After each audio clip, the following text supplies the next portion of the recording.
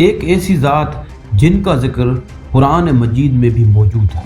آخر کون ہے یہ انصاری؟ یہ اصل میں کہاں کے رہنے والے ہیں؟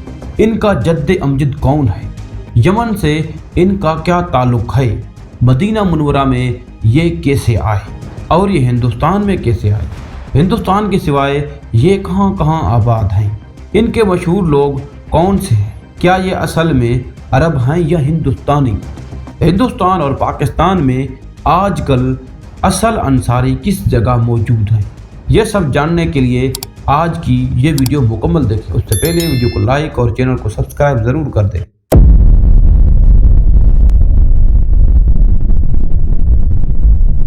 انصاری کا لفظ النصر سے نکلتا ہے، جس کا مطلب ہے مدد کرنا، اور انصاری کا مطلب ہے مدد کرنے والے لوگ۔ انصاری ذات کو انصار کا لقب سرور کائنات حضور اکرم صلی اللہ علیہ وسلم کی طرف سے ملا، جس کا مطلب تھا مدد کرنے والے، کیونکہ آپ حضور کریم صلی اللہ علیہ وسلم کے فرمان کی بجا آوری کرتے ہوئے مدینہ کے انصاریوں نے مکہ سے آنے والے مہاجرین کی بڑھ چڑھ کر مدد کی۔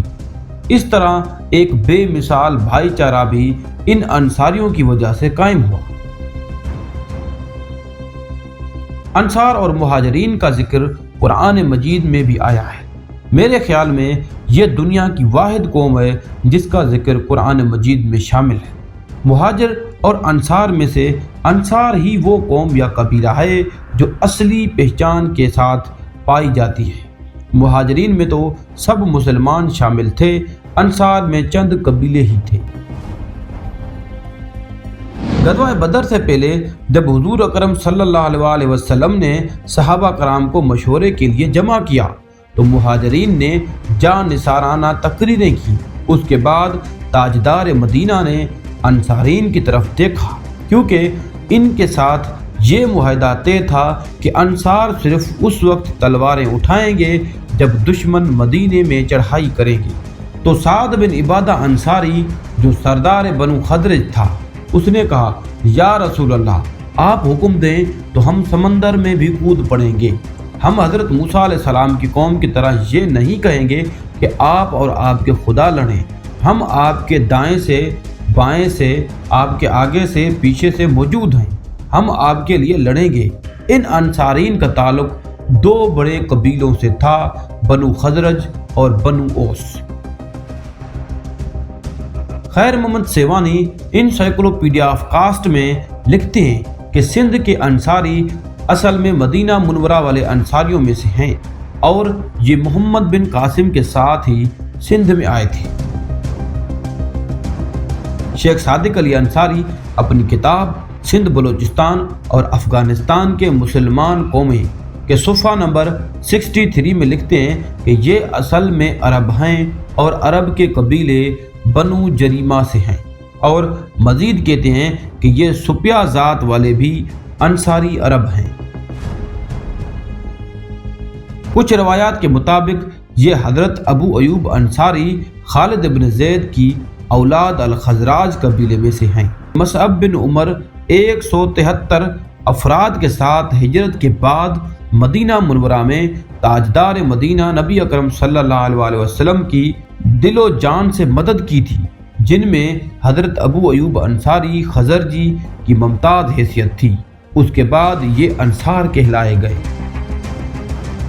شیخ صادق علی انصاری لکھتے ہیں کہ یہ انصاری بنیادی طور پر یمنی ہیں، یعنی یہ یمن ملک کے رہنے والے عربی نسل ہیں۔ 1000 سال قبل اسلام یمن کے بادشاہ طوبہ کے حکیم اور مشیر تھے۔ یہ طوبہ یمن کا بادشاہ اپنے امراء اور فوج کے ساتھ مدینہ منورہ پہنچا تو وہاں کچھ قیام کے بعد وہ مدینہ سے جانے لگے تو انصارین نے اپنے بادشاہ سے درخواست کی، یہ وہ جگہ ہے جہاں آخری رسول خدا صلی اللہ علیہ وآلہ وسلم ہجرت کر کے آئیں گے۔ ہم چاہتے ہیں کہ ہمیں بھی یہاں رہنے دیا جائے تاکہ ہم ان کا استقبال کر سکیں۔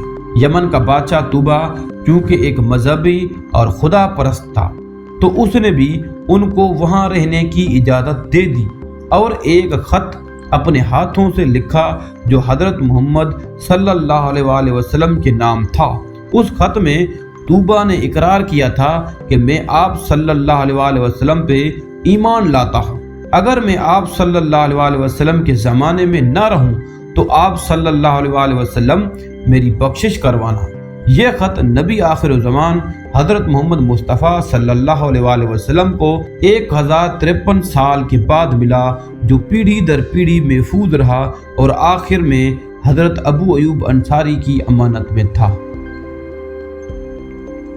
سر ڈینزل بسٹن نے انصاریوں کے بارے میں لکھا ہے کہ برٹش انڈیا کے زمانے میں 7215 شیخوں نے اپنا اندراج انصاریوں میں کروایا ہے۔ ان میں سے 1501 امبالہ اور 1539 ملتان اور باقی صوبہ بھر میں ادھر ادھر بکھرے ہوئے ہیں۔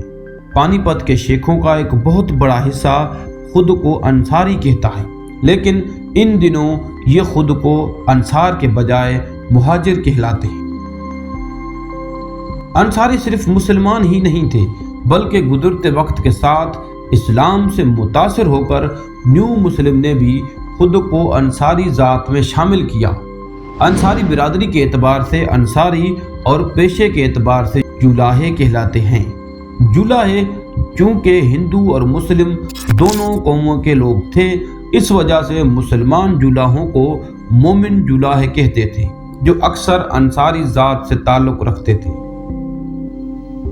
ہندو سے مسلمان ہونے والے اور کاسبی کام کرنے کی وجہ سے لوگ ان کو نیچا دکھانے کے لیے برادری کے اعتبار سے جولاہے کہنے لگے۔ یہ فقط جولاہے تھے اور خود اشراف طبقے کے لوگ سرکاری ملازمتوں پہ قابض رہے، اس لیے انصاریوں سے ان کو جولاہے لکھتے اور لکھواتے رہے، یہاں تک کہ 1921 کی پاپولیشن میں بھی ان کو جولاہا لکھوایا۔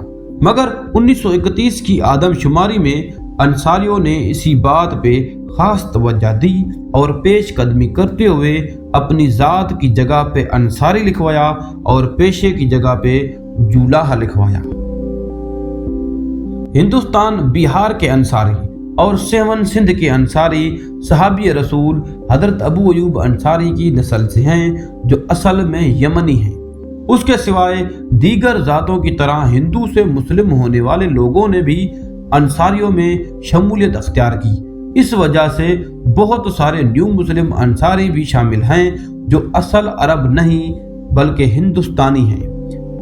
اس کے سوائے ان میں بہت ساری رسومات اور رواج ہندوستانی اور مقامی لوگوں والے پائے جاتے ہیں، جیسے اپنی ذات سے باہر شادی نہ کرنا وغیرہ، ظاہر کرتا ہے کہ یہ اصل عرب نہیں۔ برِ صغیر میں انصاری اپنے بڑوں کے نام کی نسبت سے جانے اور پہچانے جاتے رہے ہیں، جیسے صدیقی انصاری، فاروقی انصاری، اوسی انصاری، خزرجی انصاری وغیرہ۔ پنجاب میں انصاری برادری کے لوگ اکثر اولیاء کرام اور علماء کرام کے ساتھ صحبت میں رہے۔ جب پنجاب میں اولیاء کرام اور صوفیاء کرام نے دعوت اسلام شروع کی تو ان کے ساتھ انصاری بھی تھے، جنہوں نے دین کی تبلیغ کرنے میں اولیاء کرام کا ساتھ دیا۔ انصاری برادری کی علمی خدمات، دینی خدمات، سادہ مزاجی اور صوفیانہ عادات کی وجہ سے جلد ہی معتبر ذاتوں میں شمار ہونے لگا۔